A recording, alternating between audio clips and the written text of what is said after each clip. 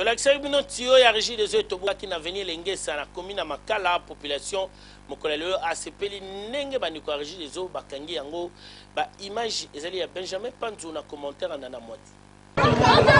Lingala facile charge ya ba congolais to la gisaki bino tio oyo ya régie des eaux na route elengesa ndenge toboka ki fontaine salamaki awa kasi ba konzi ya régie des eaux nzoka nde balandaki tala baeko bamba tio yango awa na commune ya Makala botala ndenge babambi ezali malamu zoka nde bamadusu ya mikie mususu etikali population kokamwa bakombi tina niveau ya kokanga yango bitendi nzoka nde mai ya tokangi kitendi ekobima kaka tomonaki samedi lingala facile ya kofilme tio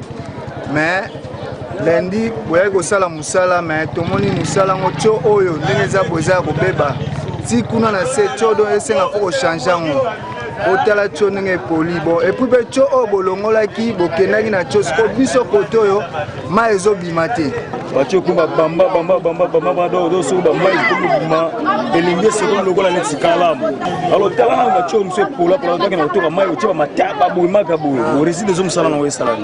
siko na mbako tila ba fakti ba zo mbongo merci ba nga facile ba filmaki tio oyo ndenge batwanda toka mai